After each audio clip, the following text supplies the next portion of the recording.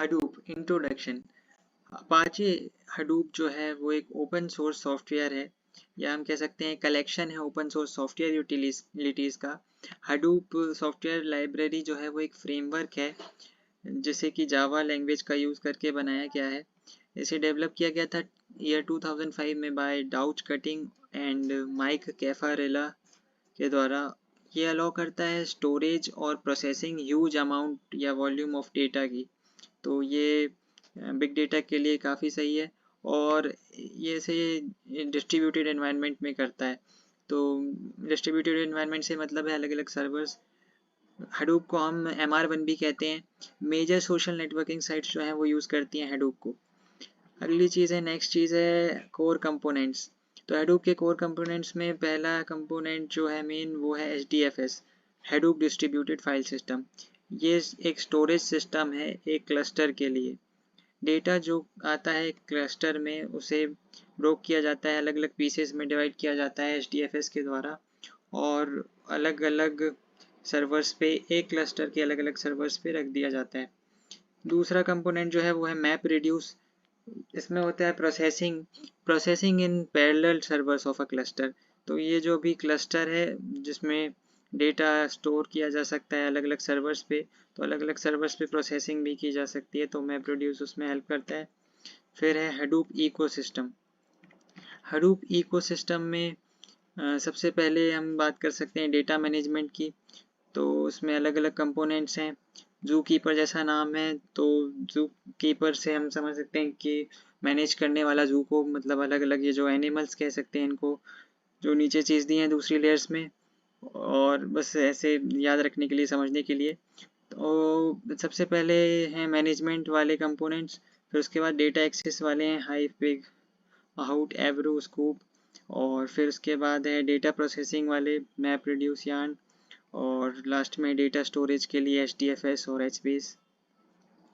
और ये जू कीपर के अलावा ओजी है, चकवा है, और फ्लूम भी है। और इसके बाद हम बात करते हैं हाइव फिजिकल आर्किटेक्चर की। तो इसे भी लेयर में डिवाइड किया गया है। पहली लेयर जो है हाइव क्लाइंट वाली लेयर है, उसमें आता है थ्रिफ्ट जो है वो एक फ्रेमवर्क है जो या फिर कह सकते हैं क्रॉस लैंग्वेज सर्विसेज प्रोवाइड करता है। JDBC जो है वो एक एप्लीकेशन प्रोग्रामिंग इंटरफेस या ड्राइवर है। ODBC भी एक एप्लीकेशन प्रोग्रामिंग इंटरफेस या ड्राइवर है। और फिर उसके बाद नेक्स्ट लेयर है हाइव सर्विसेज। इसमें आता है hive web GUI, command line, ये ग्राफिकल यूज़र इंटरफेस और कमांड लाइन इंटरफेस का मिक्सचर है। और फिर उसके बाद है हाइव सर्वर और CLI कमांड लाइन इंटरफेस। फिर हाइव सर्विसेज में ही आ जाता है मेटा स्टोर, ये सेंट्रल रिपोजिटरी है, और मेटा डेटा भी कंटेन करती है, डेटा अबाउट डेटा। इसके नीचे है मैप रिड्यूस और HDFS, जिसकी अभी हम बात कर चुके हैं यहाँ पे। इसके बाद है हेडूप लिमिटेशंस। हेडूप लिमिटेशंस में पहली है वुल्नरेबिलिटी बाय नेचर। तो जावा लैंग्वेज में लिखा गया है तो काफ़ी वुल्नरेबिलिटीज़ हैं पहले से ही इसमें, और सिक्योरिटी कंसर्न्स इसलिए कि इंक्रिप्टेड नहीं है, और ये स्मॉल डेटा के लिए फिट नहीं है क्योंकि बिग डेटा के लिए ही बनाया गया है, तो उतना एफिशिएंट नहीं है। और इसके बाद है ईज़ ऑफ यूज़, उतना ईजी नहीं है, काफ़ी सारी चीज़ें इसमें। उसके बाद है नो रियल टाइम प्रोसेसिंग, तो इसमें no real time processing available नहीं है, और इटरेटिव प्रोसेसिंग भी अवेलेबल नहीं है, तो नो इटरेटिव प्रोसेसिंग। और स्मॉल फाइल्स के लिए अच्छा नहीं है मैनेज करने में, और अगर बहुत ज़्यादा हो जाती हैं, और अगर सिर्फ एक सिंगल फाइल है तो रिट्रीव करना उसे उतना एफिशिएंट नहीं है।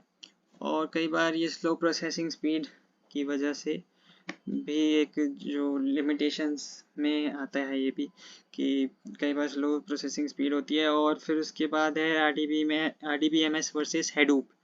तो इसमें है हेडूप जो है वो सपोर्ट करता है अनस्ट्रक्चर्ड डेटा, RDBMS नहीं करता।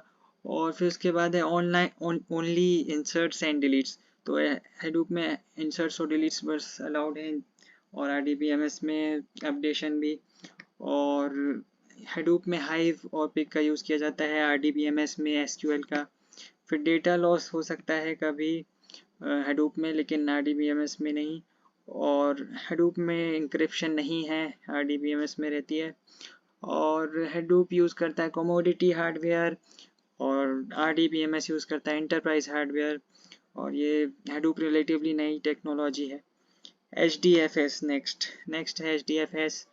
तो HDFS की बात अभी हो चुकी है यहाँ पे। ये है Hadoop distributed file system. Storage के लिए एक क्लस्टर है, अलग अलग सर्वर्स हैं। तो HDFS में आगे बात करें तो बाय एडिंग सर्वर्स जो है, अगर हम सर्वर सेट करके इंक्रीज कर सकते हैं स्टोरेज इसमें एक क्लस्टर में। क्लस्टर जो है उसमें एक क्लस्टर में मास्टर नोड होती है और स्लेव नोड होती है। मास्टर नोड्स और स्लेव नोड्स।